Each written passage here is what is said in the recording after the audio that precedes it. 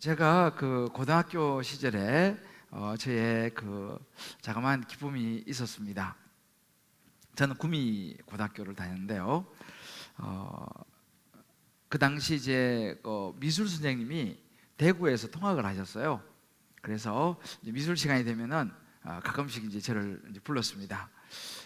저는 그때는 이제 키가 작아서 이제 키 순서대로 1, 2, 3, 4번 이제 번호가 매겨지지 않습니까? 제가 공부로는 10등 안에 못 들었지만 키로는 10등 안에 늘 들었습니다. 그래서 항상 제일 앞에 앉았어요, 그죠? 이렇게 제일 앞줄에 이렇게 앉았는데 가끔씩 그 선생님이 저를 불렀습니다. 야, 김대조, 너 이리 와봐. 예, 선생님. 하고 가면 너 가서 저 역에 가서 기차 표 좀 사와라. 그래서 심부름을 시켰습니다. 그래서 제가 그 역은 조금 학교에서 조금 떨어져 있는 곳이에요. 그렇지만 정말 기뻤습니다. 막 달려가가지고 기차표를 이제 사다가 드리면은 굉장히 좋아하셨어요. 그리고 또 잘했다 칭찬도 해주시고 또 그렇게 선생님이 좋아하시는 모습 보면 제 마음이 참 너무 기뻤던 그런 기억이 있습니다. 아마 여러분들도 살아오시면서 그런 나름대로의 기뻤던 순간들이 있으리라 생각하고요. 여러분 요즘은 여러분 어떤 일로 또 그런 기쁨이 있으신지 모르겠습니다. 오늘 제가 이 말씀을 읽어요. 묵상을 곰곰이 묵상하는데 그때 그 시절이 떠올랐습니다. 하나님께서 우리를 부르신 이유가 뭔가, 하나님께 저와 여러분을 부르신 이유가 무엇인가를 이제 이야기해 주는 그런 장면인데요. 그렇게 학교 다닐 때 선생님이 불러서 심부름만 시켜줘도 너무너무 좋았는데, 하물며 정말 천지 만물을 창조하신 그 구원의 하나님이 나를 불러서 어떤 일을 맡기신다? 이건 정말 또 다른 차원의 기쁨이 우리에게 있겠죠. 근데 사실은 저 역시 이런 부분들을 처음부터 깨닫지는 못했습니다. 하나님이 나를 부르시는 것이 얼마나 귀한 일인가를 뭐 잘 몰랐죠. 근데 조금씩 자라면서 또 영적인 부분에 눈을 뜨면서 제가 깨닫고 보니까 하나님이 나를 부르신다, 이것이 얼마나 감사한지 모른다는 생각이 들기 시작했습니다. 저는 원래 이 목사가 되려고는 뭐 정말 단 1도 생각해 본 적이 없습니다. 어린 시절에 이렇게 그 시골에서 자라면서 그런 생각을 했죠. 아주 시골이기 때문에 그때는 저희 교회는 목사님은 못 오시고 전도사님들이 이제 담임으로 오셨는데 그냥 굉장히 힘들게 이렇게 사시더라고요. 그래서 제가 이제 어릴 때 보면서 목사의 길은 굉장히 힘든 길이구나, 이런 생각을 어릴 때부터 해서 저는 이제 그런 목사가 된다 이런 생각을 한 번도 해본 적이 없습니다. 그래서 자라면서 우리 교회에 이제 오신 전도사님들이 저를 불러서 가끔 그런 이야기를 했죠. 대조야, 너는 나중에 크면 좋은 장로가 되거라, 이렇게 이야기하곤 했습니다. 그래서 제가 그때 예, 알겠습니다 하면서 어릴 때부터 난 좋은 장로가 되는 그런 이제 꿈들을 꾸면서 내가 장로가 되면 우리 전도사님 제가 잘해드려야지 이런 생각을 하면서 제가 이제 어린 시절에 자랐습니다. 그러다 보니까 제가 뭐 그런 목사 된 이런 생각은 한 번도 해본 적이 없는데 하나님께서 어느 날 저를 부르셨어요. 그래서 대학 4학년 때 정말 생각지도 못했는데 부르시고 왜 부르신지도 모르고 사실은 또 그렇게 그 길을 가고 싶은 마음도 전혀 없었기 때문에 너무 힘들고 또 내가 또 그런 그릇도 안 된다고 생각했기 때문에 그런데 부르시니까 어쩔 수 없이 사실은 이제 이 길을 가게 되었습니다. 그리고 또 그러면서 과정 속에서 있더라고 힘들 때도 있지만 정말 시간이 갈수록 깨닫는 것이 뭐냐면 하나님이 나를 부르셨다, 그리고 이런 사역을 맡기셨다, 이것이 얼마나 감사한지 정말 시간이 가면 갈수록 너무너무 정말 찬송이 나오고 감사가 되는 것을 느낍니다. 그래서 이제 사람들이 만약에 예수 믿고 인생이 달라진 사람이 누구냐라고 이렇게 물어본다면 저는 조금도 주저없이 김대저다라고 이야기를 할 수 있을 것 같습니다. 정말 저는 예수 믿고 정말 제 인생이 바뀌었고 또 이렇게 또 목사가 되면서 또 다른 삶을 살아가고 있는데 정말 하나님의 은혜라고밖에 고백할 수 없습니다. 이 복음을 전하다가 이제 감옥에 갇히게 된 이 바울도 역시 다메섹 도상에서 예수님을 만나고 그때부터 예수님이 자기를 부르신, 하나님께 자기를 부르신 이유를 알게 됐습니다.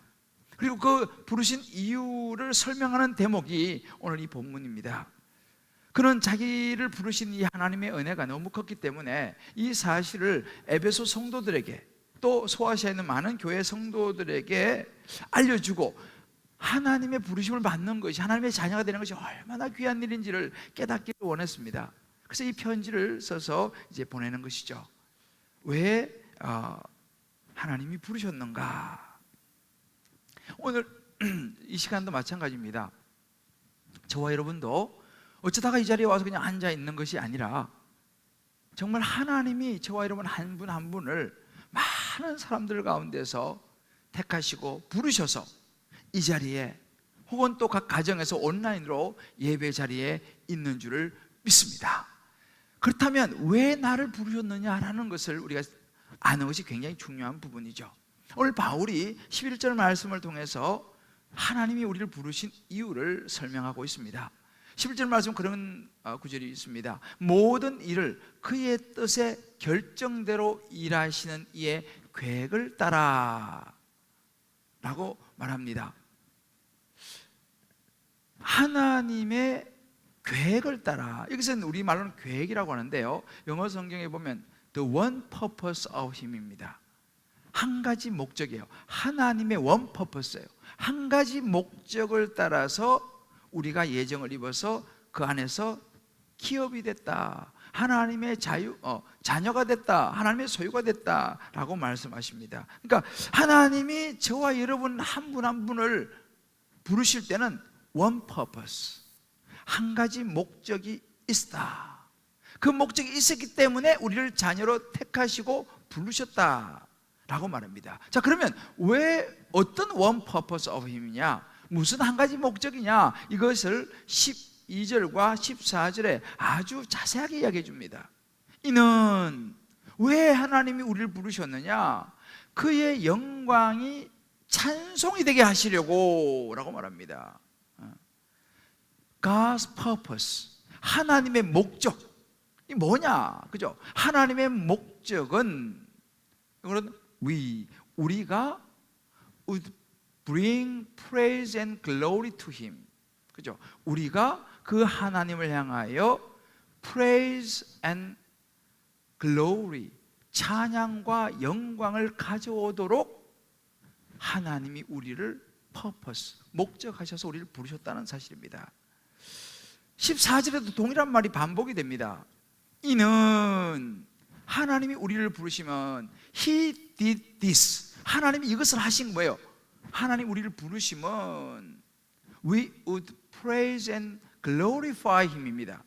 그의 영광을 찬송하게 하려고, praise and glorify Him, 그를 영광스럽게 하려고 하나님이 우리를 부르셨다 라고 아주 분명하게 바울이 이야기를 해주고 있습니다. 그러니까 하나님이 우리를 부르시면 우리가 하나님의 영광을 돌리고 하나님을 찬양하기 위함이다 라고 말합니다.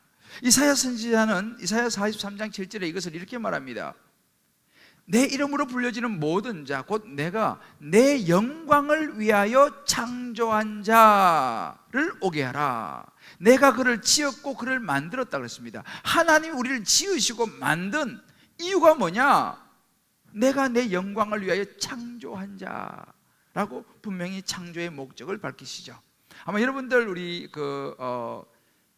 웨스트민스터 소요리 문답이라는 것이 있는데, 이 웨스트민스터 소요리 문답의 1문과 1답이 이것입니다. 역시 사람의 제일 된 목적이 무엇인가? 라고 하는 질문에 이렇게 대답합니다. 사람의 제일 되는 목적은 하나님을 영화롭게 하는 것과 그 하나님을, 그를 영원토록 즐거워하는 것이다 라고 말합니다.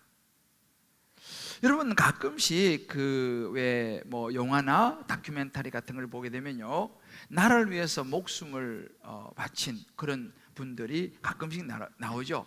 굉장히 자랑스러운 분들입니다. 그죠? 나라를 구하기 위해서 목숨을 던졌다, 어떤 공을 세웠다, 목숨을 걸고 싸웠다. 굉장히 그런 그 사람들을 우리는 존경합니다. 그리고 뭐 미국 영화 같은 것도 특히 그런 아주 애국심을 불러일으킨 이 아메리카라고 하는 이런 것을 불러일으키는 많은 그런 영화들도 나오지 않습니까? 그런 사람들은 정말 목숨을 걸고 나라를 위해서 싸우는, 또 그것을 최고의 가치로 여기면서 이제 등장하는 그런 모습을 보게 되죠. 참 굉장한 분들이죠. 우리나라도 뭐 그런 분들이 굉장히 많습니다. 제가 그걸 보면서 그런 생각을 했습니다. 한 나라와 어떤 사람들을 위해서 저렇게 목숨을 걸고 싸우는 것이 저렇게 자랑스럽고 영광스러운데, 그런 한 나라와 어떤 사람과는 차원이 다른 하나님, 우리를 지으시고 창조하신 그 하나님의 나라를 위해서, 그 하나님의 영광을 위해서 우리가 목숨을 내놓고 싸운다? 이것은 얼마나 영광스러운 일이냐는 거예요. 얼마나 가치 있는 일이냐는 것이죠. 세상 사람들은 모를지 모르지만 하나님을 아는 사람들, 하나님의 입장에서 보면요, 정말 가치 있는 인생을 살아가는 사람인 것이죠. 얼마나 그것이 귀한 일입니까? 저는 요즘 며칠 동안, 여러분도 알다시피 조영규 목사님이 이제 하나님의 부르심을 받으셨어요. 그리고 이제 며칠 동안 계속 이 이제 신문이라든지 뭐 매스컴이 쭉 이제 나오는 것을 보면서 제가 야, 정말 멋있다 이런 생각을 참 합니다. 이분 정말, 물론 뭐 세상에 완전한 사람이 어디 있겠어요. 다 뭐 좀 부족한 부분도 있겠지만은, 그러나 이분이 한 가지 분명한 것은 뭐냐면 복음을 위해 살다 가셨다는 거예요. 누구도 그 부분에 대해서는 일을 다 한 사람이 없어요. 정말 예수님의 복음을 끝까지 전하시고 그렇게 쓰임 받다가 가셨다는 사실, 야, 너무 멋있는 거예요. 너무 멋있는 거예요. 마지막까지. 그러니까 그분이 소천하시니까 많은 사람들이, 사실은요, 이 정유 목사님 우리나라에서도 유명하지만요, 외국에서 사실 더 유명합니다. 제가 벌써 20여 년 전이지만 영국에 처음 유학을 갔을 때 사람들이 날 만나면 제일 먼저 물어보는 게 너 데이빗 조 아냐? 이거 물어봐요. 대통령은 모르고 안 물어보지만 데이빗 조 물어봅니다. 정유 목사님에서 다 물어보는 거예요. 교회 다니는 사람이라면요. 그 정도로 아주 유명한 외국에서 사신 분이신데, 야, 정말 멋있다. 나도 마지막에 저렇게 예수님 복음 전하다가 살아갔으면 좋겠다. 물론 어떤 유명세 이런 걸 떠나서 복음을 위해 살다 가는 사람들 있지 않습니까? 근데 여러분 보세요. 예수 믿으면서 복음 안에 살다 가는 사람들은 아무리 시골에서 정말 사시는 분이라도 얼굴이 환합니다. 그러나 예수 모르고 살다 가신 분들은요, 아무리 뭐 좋은 거 있어도 얼굴이 그렇게 밝질 않아요. 이게 바로 뭐예요? 예수 믿는 사람의 차이인 것이죠. 여러분 보세요. 우리가 예수 믿는 우리 그리스도인들의 인생의 목적이 이것입니다. 우리를 부르시고 우리를 구원하시고 자녀 삼아주신 그 하나님을 찬송하고 영광을 돌리는 삶, 이런 삶을 살아가는 것이 우리를 부르신 목적이라는 거죠. 가장 값진 거라는 건 사실입니다. 이 사실을 바울이 알았지 않습니까? 그러니까 지금 바울은 감옥에 앉아 있습니다. 언제 죽을지도 몰라요. 그런데 바울이 3절에 말하죠. 찬송하리로다 그러는 거예요. 찬송하리로다. 지금 아니 언제 죽을지도 모르고 감옥에 앉아 있는데 지금 무슨 찬송하리로다요. 그런데 그가 하나님의 자녀로 하나님이 부름을 받았다는 것을 그가 알고 있으니까 감옥에 앉아 있어도요, 죽음이 눈앞에 와도요, 찬송하는 거예요. 얼굴이 환한 거예요. 다른 사람들에게 복음을 전하는 것입니다. 멋있지 않습니까? 그렇지만 사실 솔직히 우리가 살면서 이렇게 늘 하나님을 찬송하고 영광을 돌리면서 살 수 있느냐라는 거예요. 제가 이 말씀 준비하면서, 야, 김대중 목사, 너는 항상 이렇게 찬송하면서 하나님께 영광 돌리는 삶을 살고 있냐? 라고 제 스스로 이렇게 물어봤습니다. 근데 제가 사실은 예? 저는 항상 그래 살죠? 라고 대답을 사실을 잘 못하겠더라고요. 물론 그런 소원이 있습니다. 항상 주님 찬송하고 영광 돌리며 살고 싶은 마음이 있는데 순간순간 저도 그런 찬송이 안 나올 때가 있기 때문에 그래요. 때로는 마음이 힘들 때도 있기 때문에 그렇습니다. 왜 그럴까요? 근데 주님은 우리에게 부르신 이유가 하나님 찬송하고 영광 돌리며 살아가라고 말씀하셨지 않습니까? 그래서 저는 오늘 이 말씀을 묵상하면서 우리 같이 이 말씀 속으로 들어가서 정말 성령께서 주시는 음성을 듣고 우리를 부르신 이유를 따라서 저와 여러분이 뭐 100%, 100% 항상은 아닐지라도 정말 우리의 삶 속에서 하나님을 찬양하고 영광을 돌리는 그런 인생을 우리 말씀 가운데 깨닫고 붙잡고 살아갈 수 있게 되기를 주의 이름으로 축복합니다. 자, 그러면 우리가 하나님을 찬송하고 영광을 돌리는 삶을 살기 위해서 알아야 될 것이 있다고 바울은 우리에게 이야기해 줍니다. 그 첫 번째가 뭐냐면 우리가 하나님의 소유라는 것을 알 때에 가능하다는 거예요. 오늘 11절 말씀이 조금 우리 어려운데요. 그래서 좀 쉬운 표준 세번역으로 11절을 읽어보면 이렇습니다. 모든 것을 자기가 뜻하신 대로 행하시는 하나님께서 자기의 계획을 따라 하나님의 목적을 따라 우리를 예정하셔서 그리스도 안에서 우리를 상속자로 삼으셨습니다 라고 말씀하십니다. 여러분, 상속자라는 것은요 뭐예요? 자녀가 상속을 받지 않습니까? 그러니까 이 상속을 받는다라는 것은 우리가 자녀가 된다, 우리의 정체성이고 이것은 또 소유의 문제이기도 합니다. 내가 누구냐라는 거예요. 내가 하나님의 상속자다, 하나님의 자녀다 라는 것입니다. 흔한 말로 우리 이런 옛날에 그런 노래가 있지 않습니까? 내 인생은 나의 것, 그죠? 나한테 관여하지 마세요. 내 인생은 나의 것이에요. 이런 옛날에 노래가 있었습니다. 여러분, 과연 그럴까요? 그렇지 않습니다.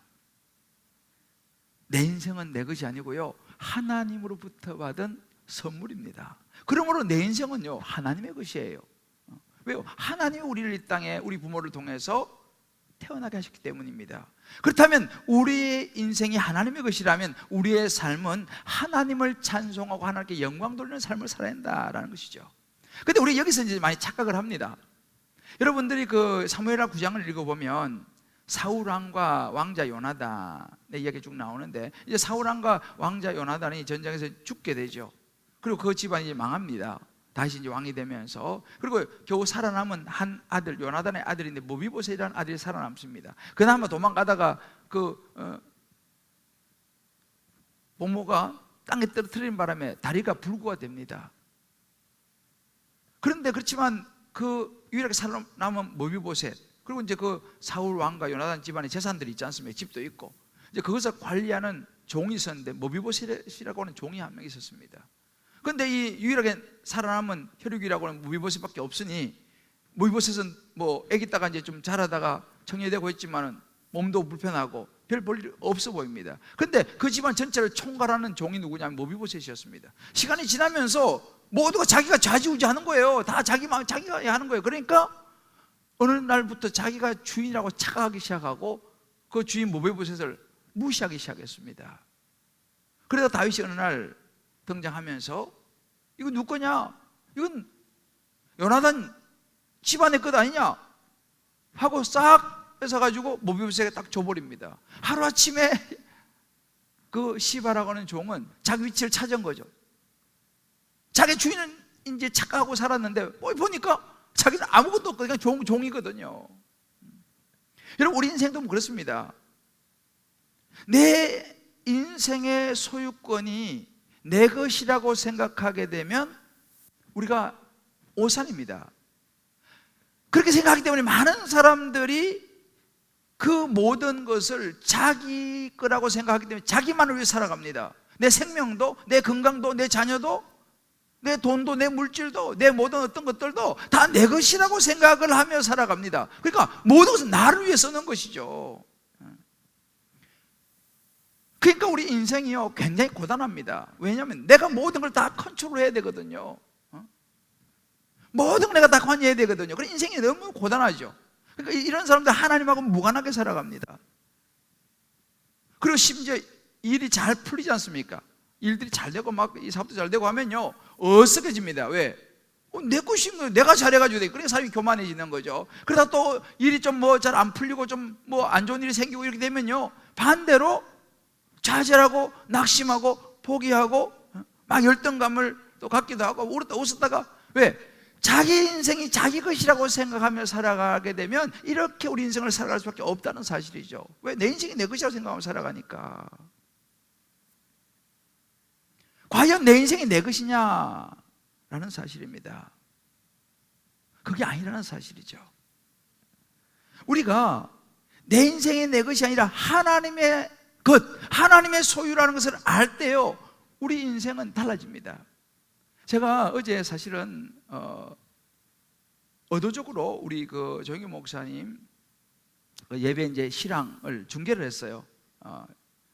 방송 유튜브에서. 그래서 제가 봤어요. 참 그렇게 훌륭하신 분도 결국은 조그마한 관 하나에 누워서 가시더라고요. 세상에 많은 것들 우리 한번 생각해보세요. 다 우리 것이다 라고 생각하면 가져갈 때, 떠날 때 가져가야지 않습니까? 내 것인데. 근데 우리는 아무것도 못 가져가는 거예요. 그 말은 뭐예요? 내 거 아니다 인 거예요. 그냥 잠시 이 땅에 사는 동안 하나님께서 우리에게 맡기신 것이지 내게 아닐 것입니다. 그러니까 못 가져가는 거죠. 그냥 우리가 갈 때는 아마 저도 여러분도 언젠가는 주님 부르시면 가야 되는데 아무것 다 놓고 그냥 조그마한 관에 누워서 갈 것입니다. 우리 것이 아니라는 것이죠. 이것을 생각한다면 나도 내 인생도 내 것이 아니라 하나님의 소유라고 알게 되면요, 이야기가 달라집니다. 오늘 11절 말씀에 아까도 나왔지만 우리가 하나님의 상속자가 되었다라는 것입니다. 하나님이 우리를 그리스도 안에서 예수 믿음으로 말미암아 하나님의 자녀로 삼으셨다. 그러면 우리는 이제 예수 그리스도 안에서 하나님의 자녀, 다시 말하면 하나님의 소유가 되었다라고 말씀하십니다. 이것을 13절에는요 인치심이라는 단어를 사용합니다. 하나님이 찜했다, 너는 내 것이다 라고 인쳤단 말입니다. 인치심으로, 성령으로 인치심을 받았다라고 말하죠. 여러분, 인치심이라는 것은 우리말로는 도장을 찍는다 이 말입니다. 도장. 뭐 고대도 그렇죠, 요즘도 그렇죠. 여러분 가축들은 보면요, 그 우시장이나 이런 데 가면 엉덩이에 도장이 찍혀 있습니다. 그죠? 가축도 양도 마찬가지로 도장을 찍습니다. 딱 찍는 거예요. 그럼 무슨 의미입니까? 이거는 내 소유다는 거예요. 주인이 딱 넘버를 찍든지 뭘 찍어가지고 이거는 내 소유다. 여러분들도 마찬가지예요. 도서관 같은 데 가면 책에 뭐가 찍혀 있습니까? 다 직인이 찍혀 있습니다. 이거는 어느 도서관 거다, 이거 아닙니까? 그죠? 저도 책을 사면요, 거기다가 도장을 찍습니다. 사인을 하든지 아니면 뭐 도장을 찍든지, 이거 김대조 거다. 뭐예요? 도장을 찍는다는 것은 이렇게 소유를 의미합니다. 어디 가도 다 여러분 중요한 분들 도장 찍지 않습니까? 뭐예요? 이거 내 거다는 거죠. 그러니까 이 소유, 하나님이 우리를 도장 딱 찍어 너는 내 것이다 라고 하는 이 도장을 우리에게 찍으셨다는 사실이에요. 그러니까 우리는 하나님의 것이다. 근데 이렇게 도장을 찍으면요, 이 소유라는 개념이 안전을 보장하기도 합니다. 왜냐하면 주인이 도장을 딱 찍지 않습니까? 그러면 소를 누가 지킵니까? 주인이 지키는 거죠. 왜? 내 소니까, 내 가축이니까, 내 자녀니까. 그죠? 그러니까 책임을 주인이 지는 거예요. 그럼 우리가 하나님이 우리를 너는 내 것이다 도장을 찍으면요, 누가 우리를 지킵니까? 하나님이 지켜주신다는 거예요. 그래서 우리 예수 믿는 것을 막 얽매이고 막 이렇게 생각하는데 그게 아닙니다. 굉장히 안전한 거예요. 사람 보디가드만 붙어도 안전하게 생각하는데 하나님이 도장을 찍어가지고 너는 내 거야, 하나님이 우리를 지키신다는 사실이에요. 할렐루야. 그래서 이사야 43장 1절 이렇게 말합니다. 야곱아, 너를 창조하신 여호와께서 지금 말씀하시니라, 이스라엘아 너를 지으시니까 이제 말씀하니라, 너는 두려워하지 말라. 내가 너를 구속하였고 내가 너를 구했단 말입니다. 내가 너를 지명해서 불렀다는 거예요. 그러므로 You are mine, 너는 내 것이야. 여러분 꼭 기억하십시오. 우리는 하나님의 소유, 하나님의 자녀로서 하나님의 소유가 됐다는 사실을 믿으시기를 주의 이름으로 축복합니다. 그렇기 때문에 하나님이 우리 인생을 책임지세요. 왜? 하나님의 소유가 됐으니까. 우리 자녀도 마찬가지예요. 우리 자녀를 하나님께 맡기면요, 하나님의 소유가 됩니다. 그럼 하나님이 책임지세요. 내가 어떻게 다 책임질 수가 없습니다. 일이 좀 못돼도 뭐 괜찮아요. 하나님께서, 하나님의 일이시니까 내가 하는데 최선을 다하면 되는 거죠. 이런저런 일이 생겨도 너무 두려워할 거 없어요. 왜요? 하나님의 것이니까. 자, 우리 한번 좌우분 이렇게 한번 축복하십시다. 격려합시다. 하나님의 소유이니 하나님이 책임지실 것입니다. 인생 너무 걱정하지 마세요. 왜요? 하나님의 소유라니까요. 베드로전서 2장 9절 이렇게 말합니다. 그래서 우리는 왕같은 제사장이다. 너희는 택하신 족속, 우리 택함 받은 족속이잖아요. 그래서 복 있는 사람이 누구예요? 택함 받은 사람이라는 거죠. 택하신 족속이 왕같은 제사장이라는 거예요. 하나님 눈에는 우리가요 왕같은 제사장인 거예요. 그리고 거룩한 나라요, 그의 소유된 백성입니다. 소유. 누구 소유? 하나님의 소유. 여러분, 이거 축복입니다. 얽매이는 게 아니에요. 예수 믿으면 그냥 꽉 잡혀가지고. 아니에요, 여러분들. 그렇게 보는 것은 잘못 보는 것입니다. 특권인 거죠. 특별한 위치가 되는 거죠. 자부심입니다. 내가 이래도 하나님의 자녀입니다. 내가 이래도 이런 소속입니다. 내가 한 이력서를 받았는데 그 이력서에 갈로교회 전 민정수석 비서 이렇게 써놨더라고요. 자기가 옛날에 민정수석 비서를 했다는 거예요. 세상에서 어떤 자리에 있는 비서만 해도 굉장한 건데 우리는 그런 차원이 아니라 하나님의 자녀라는 거예요. 할렐루야. 하나님의 소유라는 것입니다. 도장 꽝 찍어놨어요. 이거는 굉장한 특권입니다. 사람이 소속이 어디냐에 굉장히 중요하거든. 소속이요. 제가 벌써 오래전의 일이지만 우리 서초동 사랑의 교회 이제 대학부를 좀 다닌 적이 있습니다. 그런데 거기 이제 4부 5부 되면은 이제 본당에서 주로 청년들이 많이 예배를 드리는데 이제 예배를 드리러 가면 제 눈에 그 안내하는 청년들이 그렇게 멋있게 보일 수 없었어요. 저는 뭐 촌놈이 올라와가지고 이제 강남에 있는 큰 교회 이제 우리 사촌 형님 따라갔는데 가니까 그 청년들이 안내를 하는데 그 사랑의 교회는 본당 지하로 내려가지 않습니까? 계단이 이렇게 꺾여요. 거기마다 이제 청년들이 여자들은 내 기억이 잘 안 나는데 남자들이 딱 정장을 하고 딱 코너에 서서 어서 오세요 이렇게 이제 안내를 하는 거예요. 청년들이. 제가 너무 보기 좋은 거예요. 야, 멋있다. 그 안내하는 것이 제가 너무너무 보기 좋았거든요. 그래서 그때 사실은 저는 뭐 목사의 자리는 감히 제가 눈나볼 그런 차원이 아니고 그 안내하는 거 형제 너무 멋있어 보였어요. 그때는 제가 뭐 신학원 아무 상관없는 일반 대학을 다니고 있었기 때문에.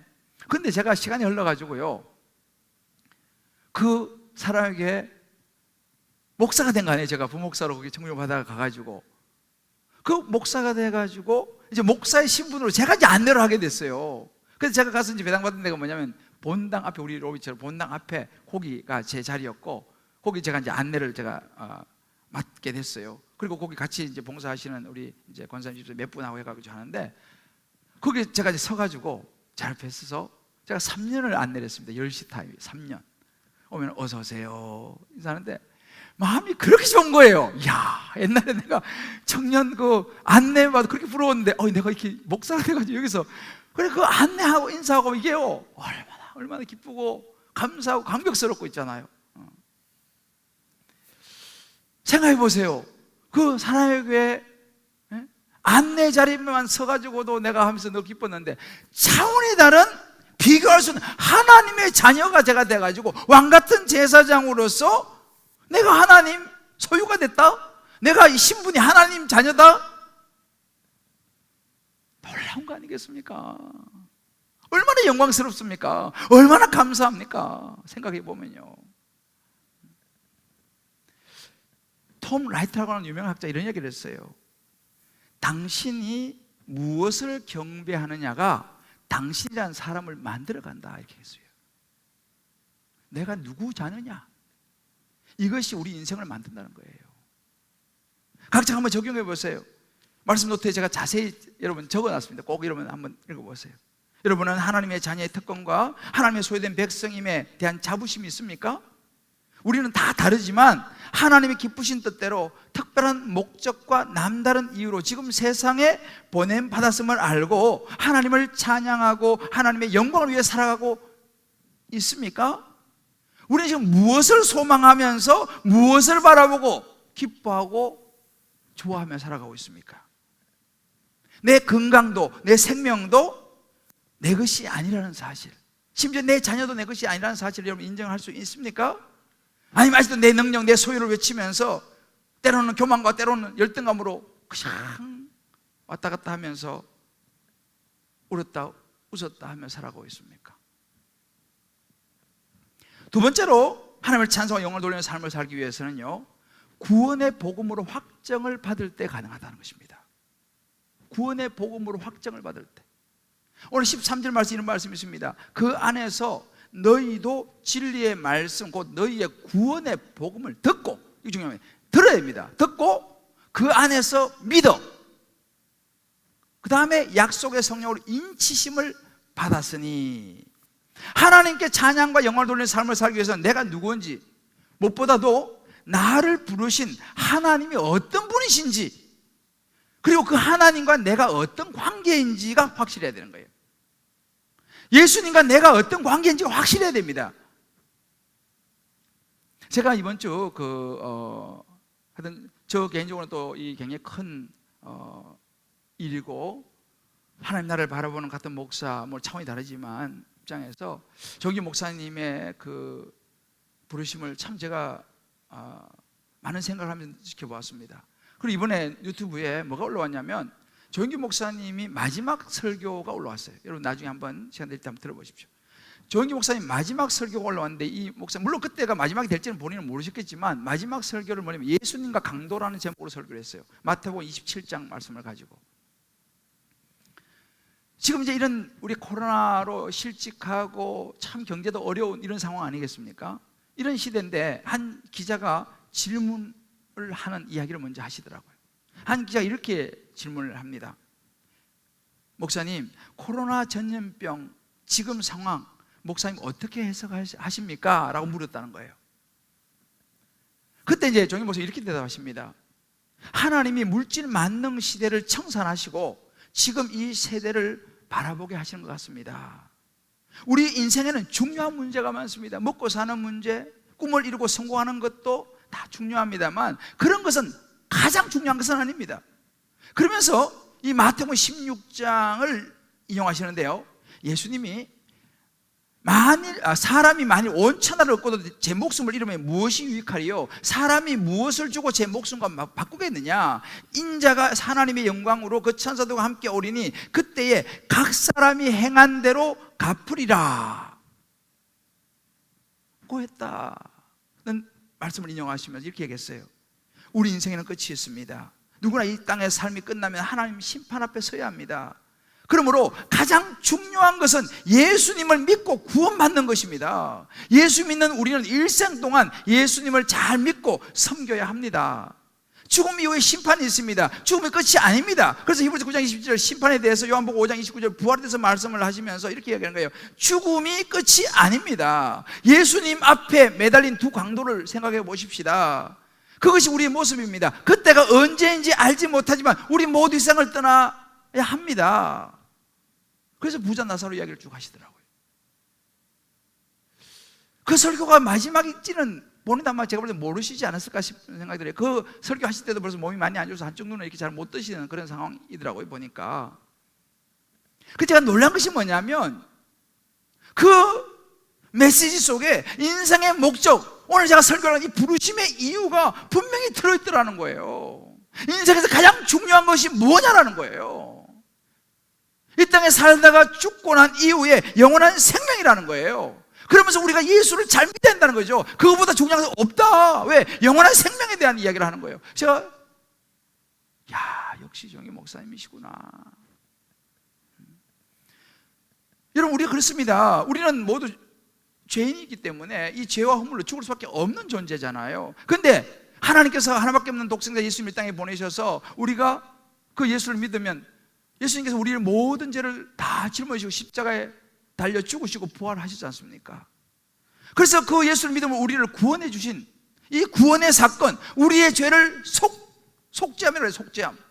우리 죄를 사해 주신 이 사건, 이거보다 중요한 사건이 어딨냐는 사실이죠. 나를 위해서 십자가에 죽으시고 부활하신 분, 그 복음을 우리가 먼저 들어야 한다는 사실이에요. 들어야지 믿고, 믿어야지 구원의 확증을 받는다. 이것이 오늘 사실은 우리가 읽은 에베소서 1장 3절 말씀이에요. 13절 말씀이에요. 구원의 복음을 듣고 믿어 성령으로 인치심, 확증, 도장을 받는 거. 여러분, 우리가 예수 믿을 때 있잖아요. 신앙생활 할 때 그냥 대충 신앙생활도 중요하지만 예수를 확실히 믿으시기를 주의 이름으로 축복합니다. 확실히 믿으셔야 돼요. 그래서 듣고 믿고 성령 안에서 보면 확증을 받아요. 이게 바로 구원의 확신입니다. 요즘도 제가 이제 훈련을 하는데 아직도 이렇게 해보면 여기 자신 없는 분들이 있어요. 사역을 2단계까지 올라왔는데도 불구하고 아직도 좀 약간 의심, 자신이 없는 분들도 가끔 제가 만납니다. 목사님, 어떻게 구원의 확신을 가집니까? 제가 예수 믿고 구원받고 어떻게 알 수 있습니까? 라는 질문을 하죠. 오늘 갈라디아서 4장 6절 7절에 분명히 말씀해 주고 있어요. 어렵지 않습니다. 너희가 아들임으로 하나님이 그 아들의 영을 우리 마음 가운데 보내서 아빠, 아버지라고 부르게 하셨느니라. 그러므로 네가 이제는 종이 아니고 하나님의 아들이니. 무슨 말입니까? 하나님의 아들이 아니고는요, 우리가 하나님을 아버지라 부를 수 없다 이 말입니다. 농담으로는 그냥 뭐 아버지 이렇게 부를 수 있지만 그거 말고 진심으로 내 마음에서 아버지라고 부를 수 없다는 거예요. 그러면 반대로 내가 하나님을 아버지라고 부른다고 하는 이 자체는요, 이미 성령이 내 안에 계시다는 사실을 믿으시길 바랍니다. 할렐루야. 여러분, 하나님을 아버지라고 부르십니까? 여기만 아멘이 나오네. 다시 묻습니다. 이게 중요한 거예요. 여러분, 하나님을 아버지라고 부르십니까? 아멘이죠. 그러면 하나님의 자녀는요, 하나님을 아빠, 아버지라고 부른다는 거예요. 아무나 못 부른다는 사실입니다. 이것만 가지고도 우리는 하나님의 자녀라는 것을 확신할 수 있다 이 말이에요. 로마서 8장 16절에 말합니다. 성령이 친히 우리 영으로 더불어 우리가 하나님의 자녀인 것을 정언한다 그랬습니다. 우리가 맞아, 내가 예수를 믿으면 하나님의 자녀가 됐다는 것을 우리도 알 수 있다라고 이야기합니다. 여러분, 이것이 얼마나 중요한지 몰라요. 내가 아들이 됐다는 것은요, 굉장한 중요한 부분입니다. 여러분들 가끔씩 여러분 자녀들이 부모한테 막 그냥 막 땡깡 부리고 막 용돈 달라고 막 투정 부리고 때랑 울고 불고 막 할 때가 있지 않습니까? 그죠? 그런 자녀들은요, 그 부모에 대해서 확신이 있는 자녀들이에요. 우리 엄마, 우리 아버지는 확신이 있으니까 막 땡깡도 부리고 아버지 용돈도 좀 주세요 막 이렇게 하지, 그 부모에 대한 확신이 없으면요, 우리 부모님 아니냐? 그런 사람들은요, 그 땡깡 안 부립니다. 이게 되게 중요한 부분이에요. 그래서 사실은 여러분들 그런 이야기를 들을 때 고아는요, 잘 울지를 않는데요. 왜? 울어도 누가 들어줄 사람이 없대요. 그러니까 여러분들, 우리 자녀들이 여러분들 막 땡깡 부리고 막 투정 부리면요, 야, 내 아들 맞구나 이거. 그렇게 생각하시면 돼요. 우리가 마찬가지, 우리가 하나님의 자녀라는 거예요. 내가 예수 믿고 구원받아서 하나님 자녀 됐다고 우리 때로 막 원망도 하고, 하나님 왜 이러십니까? 이거 왜 안 들어주세요? 막 투정도 부리고 이러면요, 그 사람은 믿음 있는 거예요. 왜? 자기 하나님 자녀라고 믿으니까 그렇게 땡깡 부리는 거 아니에요. 할렐루야. 그러면 하나님을 믿으니까 부모가 시원찮으면 자식들이 요구도 안 합니다. 자식이 자꾸 요구하면 내가 괜찮은 부모라 생각하시면 돼. 우리도 마찬가지예요. 하나님한테 계속 투정 부리는 것은요, 하나님이 내 아버지이기 때문에 그런 거예요. 아멘입니까? 하나님이 내 아버지인 거예요. 그래서 생각하면요, 든든한 거예요. 정말요. 야, 하나님 내 아버지지. 여호와는 나의 목자시니 내가 부족함이 없으리라. 그 이야기 아니겠습니까? 한 가지 중요한 것은 뭐냐면요, 이 하나님이라는 거, 하나님이 내 아버지라는 거, 내가 예수 믿고 구원받아 하나님의 자녀가 됐다는 거, 영원한 생명을 얻었다는 거, 구원의 확신을 가졌다는 것을요, 우리가 들어야 돼요. 13절입니다. 듣고, 그 다음에요, 믿고, 도장을 꽝 찍어야 됩니다. 근데 여러분 보세요. 사단은요, 이것을 못하게 방해하는 거예요. 왜? 사단이 하나님의 말씀을 못 듣게 방해하는 거예요. 왜? 들으면 정체성이 생겨버리잖아요. 하나님의 자녀라는 걸 알아버리잖아요. 그러면은 당당해져 버리는 거예요. 힘이 나는 거예요. 왜? 우리 아버지가 하나님인데. 그러니까 사단은요, 어떻게든 이걸 못 듣게 하려고 그래요. 들으면 믿음이 생기거든요. 믿음이 생기면 확정이 생겨요. 그래서 사단은 어떻게든지 우리를 못 듣게 하는 거예요. 그래서 여러분들 보세요. 사단이 어떻게 방해하는지 아세요? 교회만 막 졸리게 만드는 거예요. 왜? 그거 들으면 문제가 생기거든. 들으면 이제 이건 인생이 달라져 버리니까 못 듣게 막 졸리게 만들고요. 때로는 막 딴 생각이 들어오게 만들고요. 때로는 막 피곤하게 만들고요. 꼭 교회 몰르면 막 싸우게 만들어. 그러면 싸우고 오면은 집중이 안 되잖아요. 그거 누가 한지 아세요? 사단이 그렇게 하는 거예요. 왜? 들으면 믿어져 버리거든. 믿으면 확신이 생기거든요. 계속 사단이 방해합니다. 그래서 여러분들 어떤 목사님들은요, 토요일 날은 집에 안 가고 사무실에서 잔대요. 왜? 집에 가면 사모님하고 혹시라도 싸우고 부딪히면 안 되니까. 여러분들은 생각해 보세요. 어떻게든 이 코로나가 다른 게 문제가 아니고요, 사단이가요 코로나라는 걸 일핑자해가지고 하나님 말씀을 못 듣게 만드는 거예요. 예배 못 드리게 하는 거예요. 자꾸만 그냥 대충 드리게 만드는 거예요. 왜? 들으면 안 되잖아요. 근데 여러분 한 가지 아셔야 돼요. 사단은요, 마귀는요, 눈에 띄는 방법을 사용하지 않아요. 뭐 나쁘다 이런 방법을 사용하지 않습니다. 어떻게 사용하냐? 사단은요 아주 합리적으로, 이성적인 방법으로, 아주 그럴듯한 방법으로 우리가 말씀을 못 듣게 만들어요. 아, 이번 내가 명절이어서 내가 예배 드리기 어려워. 아, 이번 이런 일 때문에 내가 말씀 듣기 어려워. 자꾸만 그런 것을 만들어냅니다. 얼마나 이성적이고 합리적이에요, 그죠? 코로나 얼마나 아주 합리적입니까, 그죠? 근데 그게 사단의 작전인 걸 알아야 돼요. 합리적이고 이성적으로 그럴듯한, 동기도 아주 그럴듯합니다. 그러나 결과적으로 뭐예요? 말씀을 어떻게 만드는 거예요? 들어서 믿어서 도장 찍혀버리면 안 되니까. 우리가 하나님 말씀을 듣고 믿으면요, 마음이 열려버려요. 마음이 열리면 우리 안에 하나님의 자녀라고 하는 이 정체가 생겨버리잖아요. 그럼 막 기뻐지는 거예요. 찬송이 나오는 거예요. 어떤 상황에서도요. 감옥에서도 내가 하나님의 자녀인데, 일이 좀 안 돼도 내가 하나님의 자녀인데. 한번 각자 적용해 보세요. 나는 날마다 구원의 복음을 듣고 믿고 성령 안에서 구원의 확신을 가지고 내가 살아가고 있는가? 그 구원의 기쁨, 영원한 생명이 있음을 내가 감사하면서 하나님께 영광이 되는 삶, 하나님을 찬송하는 그런 삶을 내가 살아가고 있느냐? 내가 정말 예수 믿는 그 구원의 확신을 가지고 살아가고 있느냐? 아니면 아직도 구원의 확신이 없어서 교회 다니고 신앙생활 하는데 아직도 이 확신을 못 잡아가지고 자꾸 허무해지고 권태로워지고 때로 막 불안하고 두렵고 머뭇거리고 그런 삶을 내가 살아가고 있지 않느냐? 여러분 어떤 쪽에 속하고 싶습니까? 만약에 여러분들이 아직도 그런 불안하고 두렵고 이런 분이 있으면 저를 찾아오세요. 아니면 교구 목사를 찾아가시든지 순장님을 찾아가시든지 예수님을 확실하게 붙잡으시기를 주의 이름으로 축복합니다. 사랑하는 성도 여러분, 구원에 확신이 있어야지 어떤 상황에서도 찬송 부를 수 있어요. 아멘. 구원의 확신이 있어야지 어떤 상황에서도 하나님께 영광을 돌릴 수 있습니다. 아멘. 바울을 보세요. 감옥에 앉아가지고 지금 찬송하려고 그러잖아요. 왜? 구원의 확신이 있으니까. 그냥 신앙생활하는 거하고 구원의 확신이 있는 건 달라요. 여러분, 미국의 그 샌프란시스코에 가면요, 검문교라고 유명한 다리가 있습니다. 그 다리를 만들 때 있잖아요, 일하는 인부들이 자꾸 떨어서 죽기 시작했어요. 왜 그러냐 분석을 해봤더니만 너무 높은데 이거 공사하니까 불안하고 현기증도 나고 공포가 밀려오는 거예요. 그래서 자기들 하다가 자꾸 떨어지는 사고 생기고 죽기도 하고 이렇게 됐어요. 그래서 어떻게 했는지 아세요? 연구하다가 그 밑에다가 철사 거물만을 쳤습니다. 그래서 떨어져도 이제 철사 거물만에 걸리니까 이제 안 죽잖아요. 그거를 하고부터는 그런 사고가 나지 않았다 그래요. 왜냐하면 마음이 놓이는 거예요. 혹시 내가 실수에 떨어지더라도 저 밑에 철사 거물만 있으면 나를 받쳐줄 것이다, 그렇게 생각을 하면서 일을 하니까 이 사람들이 편안한 마음으로 일을 하니까 그런 사고가 안 나더라는 것입니다. 바로 이거예요. 우리가 예수를 확실히 믿어야 됩니다. 할렐루야. 아멘. 내가 예수님이 나를 위해 십자가에 죽으시고 부활했다는 이 구원의 확신을 가지고 신앙생활을 하면요, 불안하지 않아요. 무슨 일이 오더라도 우리 천국 갈 거니까.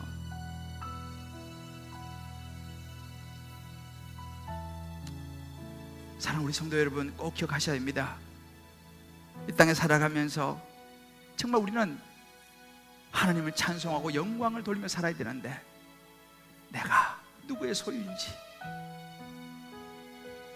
구원의 확신을 가지고 부르심의 이유를 알고 살아가면 우리가 그렇게 때로 힘들고 어려운 일들이 있죠. 그러나 그것은 우리의 존재를 흔들 수 없다는 사실. 그래서 저는 오늘 이 찬송 같이 여러분과 부르기를 원하는데요, 찬송가 257장입니다. 마음에 가득한 의심을 깨치고 지극히와 평안 마음으로 찬송을 부르면 어린 양 예수의 그 피로 속죄함 얻었네. 속죄함 주 예수의 이름을 속겠네. 할렐루야 소리를 아파야 함께 찬송하세. 그 피로 속죄함 얻었네. 우리는요, 예수 그리스도를 믿음으로 속죄함을 얻어서 이미 생명을 얻은 줄 믿으시길 주의 이름으로 축복합니다. 아멘. 그 감사와 감격 가지고 우리 한번 이 찬송 힘차게 우리 박수면서 한번 부르고 기도하겠습니다. 내 가득한 의심을 깨치고 지극히와 평안 마음으로 할렐루야. 찬송을 부르는 어린 양 예수의 그 피로 속죄함 얻었네. 아멘. 속죄함 속죄함 주 예수 내 죄를 속했네. 할렐루야 소리를 합하여 함께 찬송하세. 그 피로 속죄함 얻었네. 금이나 은같이 없어질 것으로 은같이 없어질 법에 속죄함 받은 것 것 아니요. 거룩한 하나님, 거룩한 하나님 어린 양 예수의 그 피로 속죄함 얻었네. 할렐루야. 속죄함 속죄함 주 예수 내 죄를 속했네. 할렐루야 소리를 합하여 함께 찬송하세. 그 피로 속죄함 얻었네. 나 같은 죄인이 용서함 받아서 주 앞에 옳다 얻음을 확실히 믿기는 어린 양 예수의 그 피로 속죄함 얻었네. 아멘. 속죄함. 우리는 예수의 보혈로 구원받았습니다. 주 예수 내 죄를 속했네. 할렐루야 소리를 합하여 함께 찬송하세. 그 피로 속죄함 얻었네. 거룩한 천국에 올라간 후에도 넘치는 은혜의 찬송을 할렐루야. 기쁘게 부르는 어린 양 예수의 그 피로 속죄함 얻었네. 아멘. 속죄함 주 예수 내 죄를 속했네. 할렐루야 소리를 합하여 함께 찬송하세. 그 피로 3절 나 같은 죄인이 용서함 받아서 주 앞에 옳다 얻음을 아멘. 확실히 믿기는 어린 양 예수의 그 피로 속죄함 얻었네. 아멘. 속죄함 주 예수 내 죄를 속했네. 할렐루야 소리를 합하여 함께 찬송하세. 그 피로 속죄함 거룩한 천국에 올라간